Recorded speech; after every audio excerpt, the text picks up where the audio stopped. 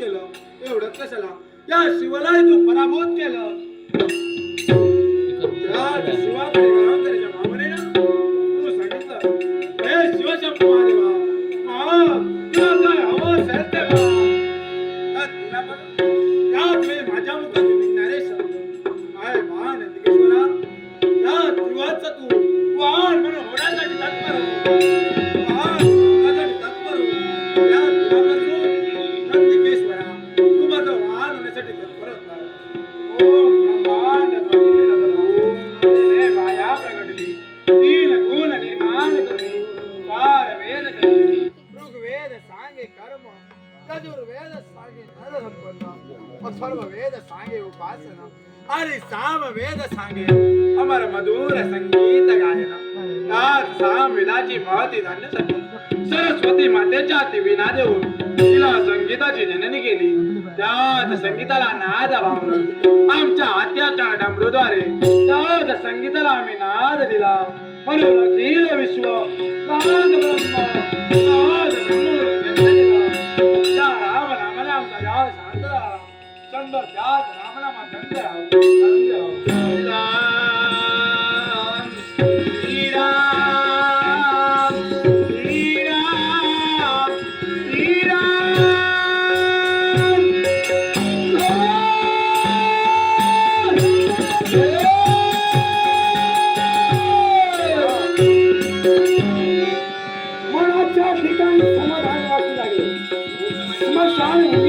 त्याग केला आणि या कैलास पर्वती या अघोरीचा मन झाले. मग प्रथम पहा माझ्या देवाचा आशीर्वाद घ्यावा आणि नंतर पुढील कर्तव्य. ओम नमः शिवाय हरि ओम नमः शिवाय.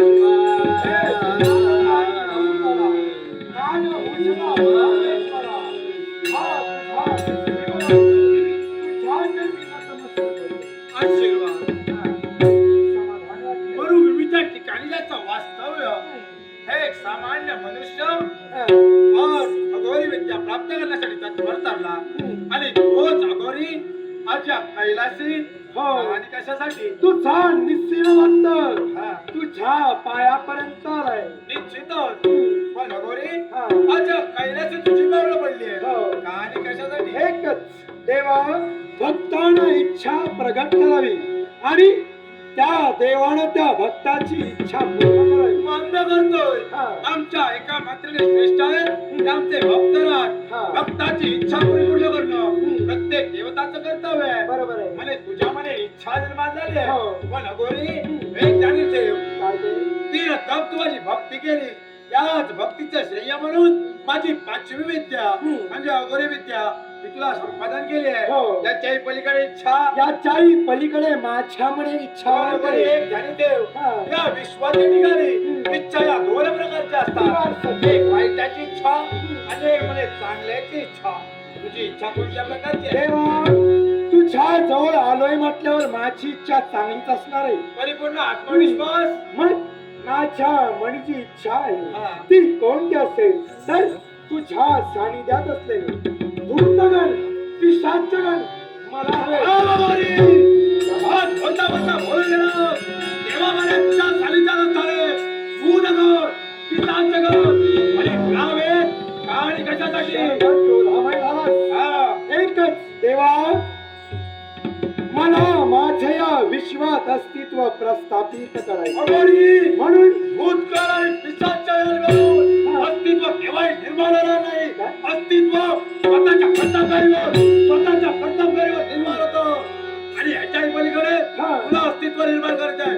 असं कोणतं अस्तित्व तुला निर्माण करायचं आहे. एकच देवा ज्या आई बापानं मला जन्म दिला त्या आई बापाचं नाव या विश्वात मला उज्ज्वल करायचंय आणि याच्याही पलीकडं या विश्वात मला जगविख्यात व्हायचंय. म्हणून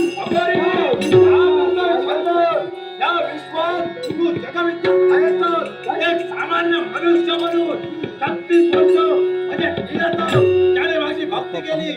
माझी पाचवी विद्या अघोरी विद्या मी तुला पार केली. या जगात तू एक अघोरी म्हणून प्रसिद्ध आहे. बरोबर आहे. तरी पण मला माझी इच्छा पूर्ण करायची. मला या विश्वात माझा वेगळा ठसा उमटवायचा. असा कोणता कसा सांगितलं परत परत तेच का? काय एकच अस्तित्व प्रस्थापित अस्तित्व म्हणजे काय? हेच मागाशी सांगितलं ते समजलं नाही तुला? अस्तित्व एकच. अगोरी हे खाली देव तेव्हा समोर बोलतोय कोणत्या ठरेला बोलायला हवं? त्याआधी खाली देव मी चांगल्याच प्रकारे बोलतोय. तुला भूतकाळ पिताचं घर केव्हाही मिळणार नाही. तू माघारी जाऊ शकतो. जाणार नाही.